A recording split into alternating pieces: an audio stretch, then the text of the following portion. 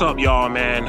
This is something I've been meaning to bring to y'all attention for a while now, and this thing changed my life and definitely made it feel like I was driving a new car. When it comes to steering, I have never changed a gearbox in my life ever with any of my clapped out Chevys. I mean, I haven't changed the one in my 91 Caprice, which it absolutely needs it.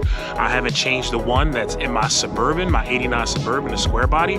That needs it too. I haven't changed any of them, but in this one, I finally did it. So you're going to come across these issues when it comes to driving older cars. And I mean, that's kind of what it is when you like hot rods. But when you're driving these things, you got like so much play in the freaking steering wheel that you can probably turn the wheel who knows how much before the car actually says, oh, you want me to turn? Cool. And then does it. So there's a lot of play in some of these older cars, man. And here's a couple of the things that actually kind of will really make the biggest difference in taking that away. Now, it does suck because before I was even really thinking about doing YouTube, I had the idea, but before I went for it, I took a lot of pictures of the stuff that I had. I do have some like videos on my phone, but not much. But when it comes to this stuff, I took oodles of photos of the whole process. So that's what we're going to do. Go through those photos and show you guys step by step what I grabbed and the difference that it made. So the two main things in this video that I did not show in any of my previous ones was the gearbox itself and the shaft that deletes the rag joint when it comes to the lower portion of the steering shaft. So starting at the steering shaft, Cunningham Machine. Cunningham Machine pretty much takes the guesswork out for you, and you can buy it from them, and it literally bolts right in. There's no super crazy effort to it.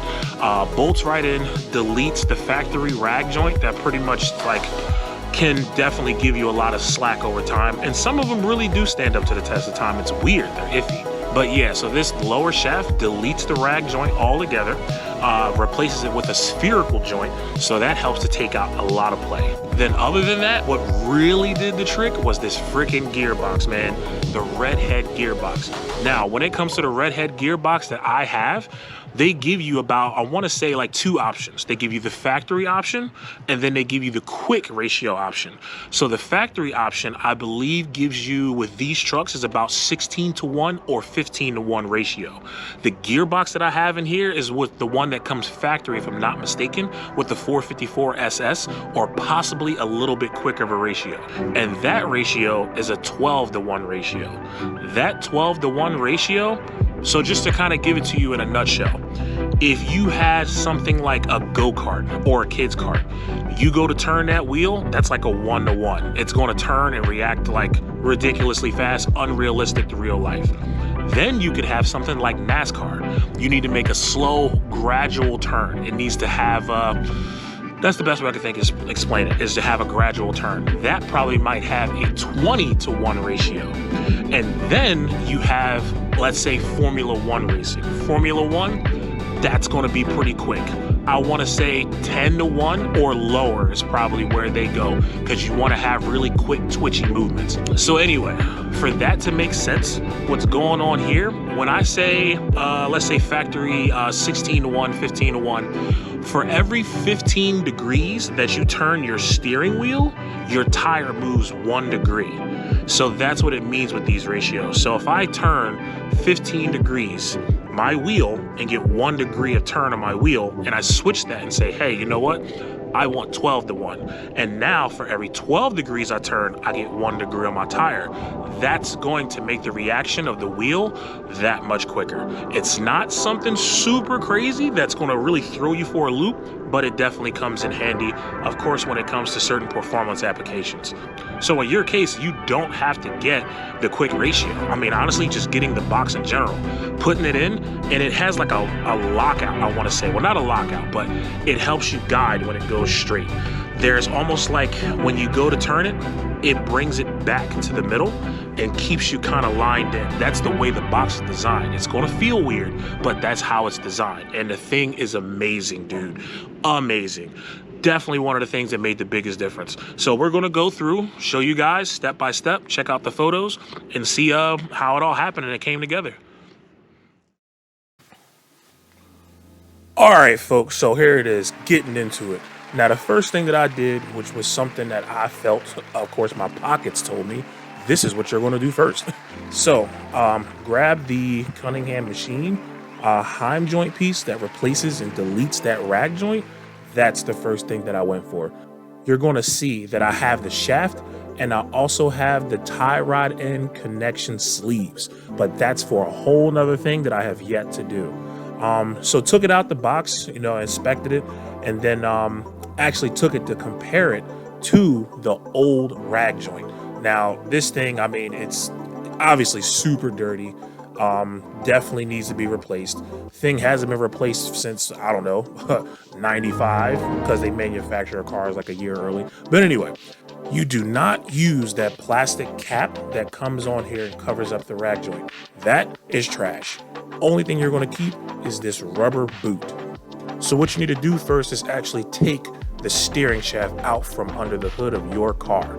Now, when you do this, you definitely make sure that your wheel is straight, steering wheel and tires. So that way, when you install this, it's fine. You don't have a wild, crazy, cockeyed looking wheel. So in order to disconnect it, you go down to your gearbox, take out one bolt, and then go up to the top that's closest to the firewall and take out that bolt. That right there is going to release the steering shaft out of the truck. And what you probably didn't know is that it's actually two pieces. So once you do have that whole shaft out, to separate the two pieces, you literally just pull them apart. Once they do separate, there's going to be an upper shaft and there's going to be the lower shaft that has the rag joint. The lower shaft with the rag joint, throw it in the trash. In this picture, what you see is the actual upper part of the shaft and the boot that you keep. So this upper part of the shaft is what you're going to make sure that you put a good amount of grease on, and it actually slides into the lower shaft from Cunningham Machine. So in this picture, what you see is this is what they both look like when they're connected.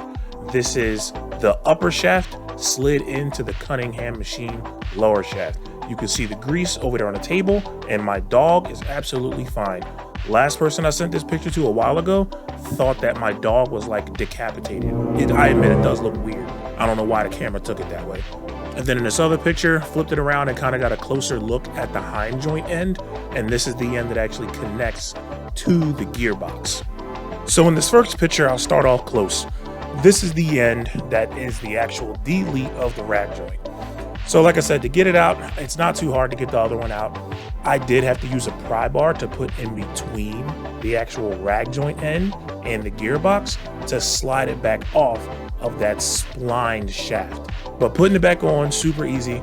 It slides right onto that shaft, and when it does, Cunningham Machine already supplies a bolt that you just tighten up with an Allen key and then tighten up the nut that's on it to secure the bolt in place. So the next picture, just backing up a bit so that way you guys can see what it looks like kind of going further away. And not much to see. I mean, it's just literally just this shaft for now. Because once again, I did this because this was the most affordable.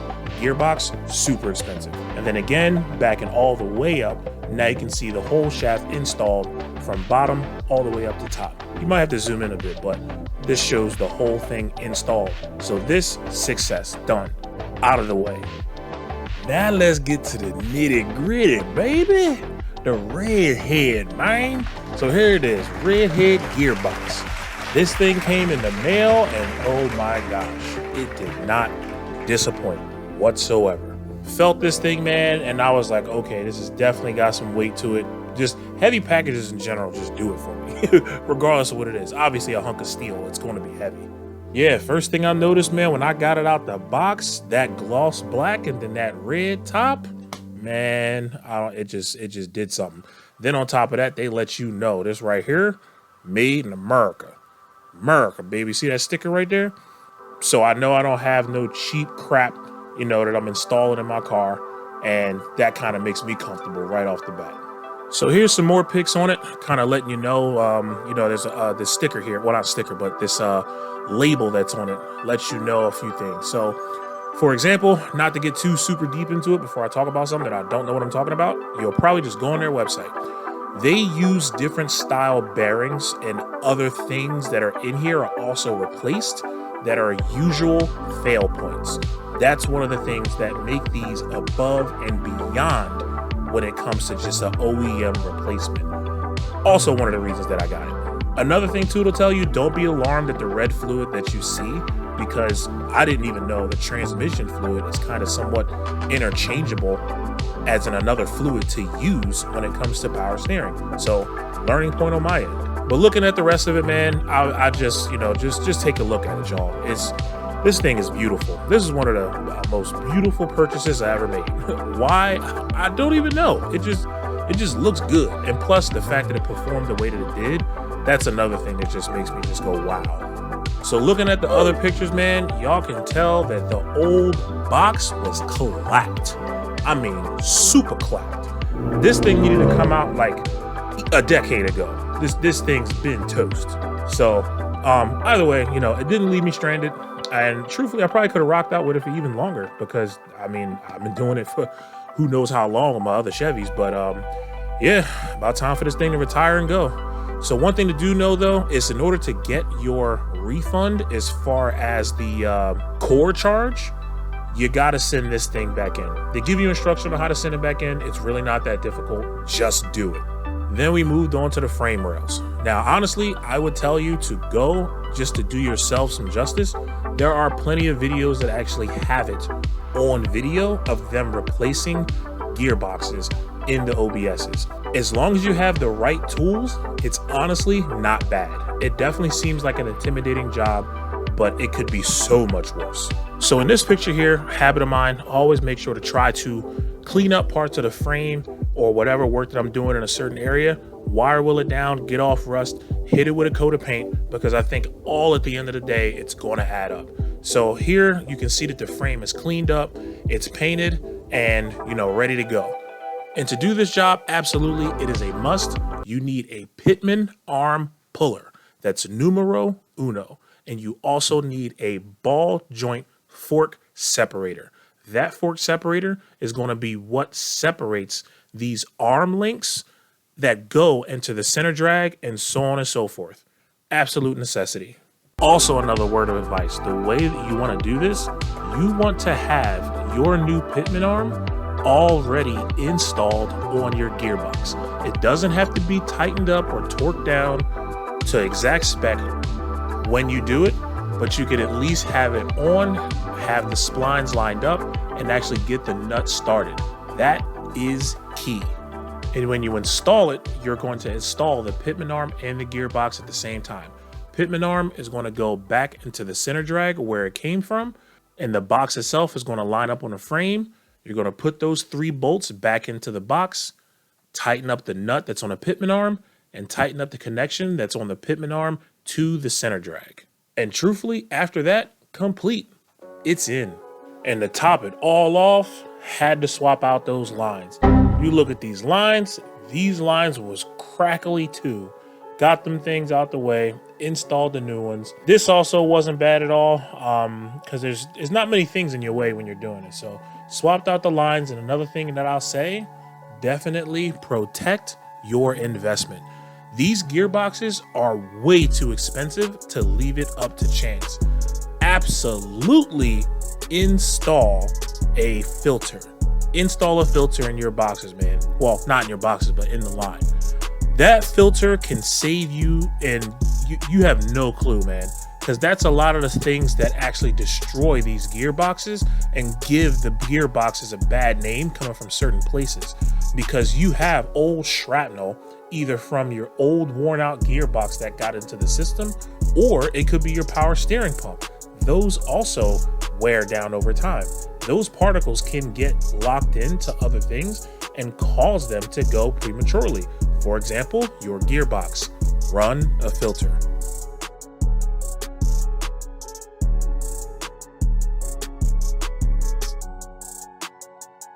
All right, so again, this is a fast forward into the future.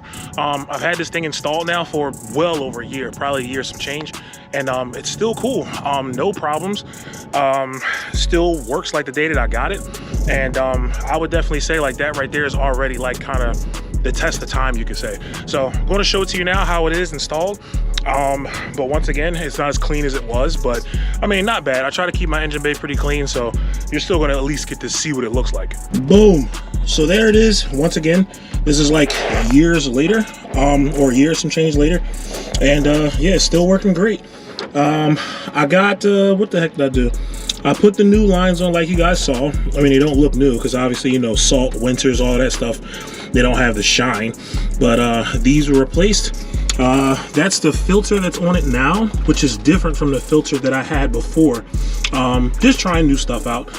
This one, also magnetic, I think is, and it might have a different type of media as far as a filter, but still the same setup. The one thing that I am going to do is I am absolutely going to change this power steering pump. I haven't changed this thing since I've gotten this truck. It still works, but I'm quite sure this thing is tired. And also it does make noise from time to time, but I mean, truthfully, I'm not even mad because it's been on here for so long. But yeah, man, still on here, test the time, and still good to go. All right, so let me show you actually once this thing is installed, the wheel-to-wheel kind of turn, or should I say lock-to-lock turn. So now we're pretty much center, and let's go to the right. That's one, and that's like, I want to say a quarter. So let me try that again. So we're dead center. One. Yeah, that's like 1 1/4 if you go from like the dead center. So that's 1 1/4 if you go right or left. So let's just go lock to lock. So that's that 1 and that quarter, it's locked. So let's go all the way over. 1, and I want to say that's 2, 2 1/4 total. And if I'm not mistaken, prior to this, it was probably like, I want to say more like 3, a little over 3. So yeah, that's definitely a difference there when it comes to the lock to get from left to right. Okay, so now that I'm actually in the vehicle, and you see me talking kind of hands-free, so you're going to feel, I want to say, kind of like a, almost like a firm point in the middle on the wheel here. And that firm point is the way that these are designed. So that means the gearbox is doing exactly what it's supposed to do.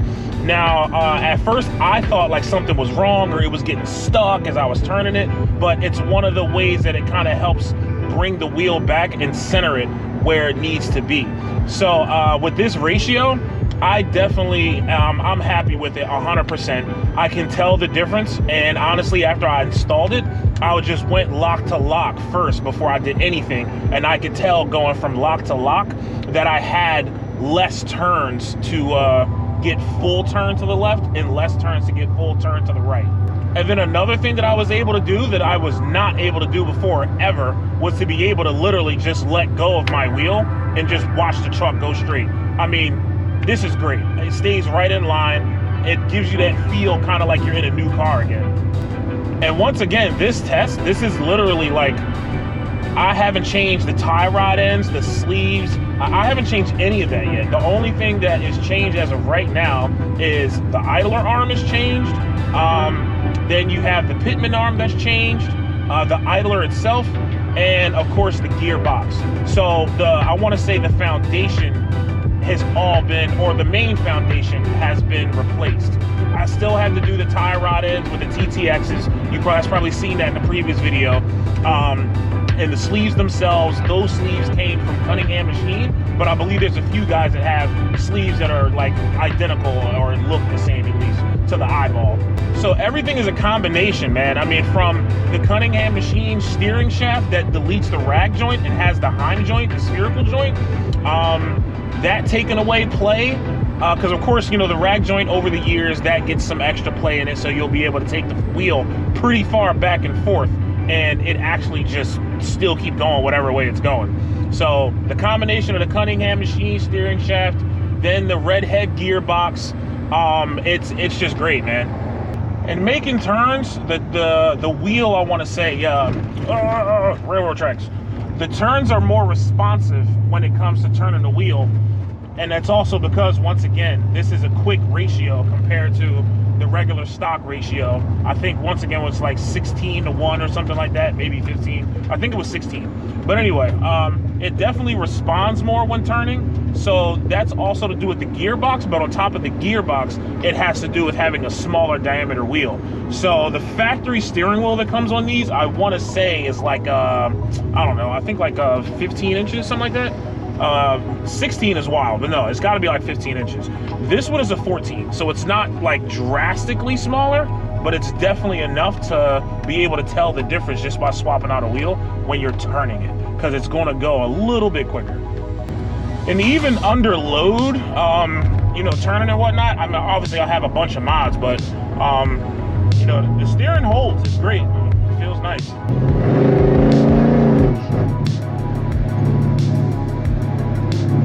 Now we're about to get on the highway, and the same thing on the highway as far as the gearbox holding its ground and, you know, keeping the truck straight. This was definitely probably one of the most significant things that I've done to this truck, and even though they're kind of pricey, worth the money, man, worth the money. So once I hit this straightaway up here, I kind of let off again. Make sure that's not a trooper. Nope. All right, we're good.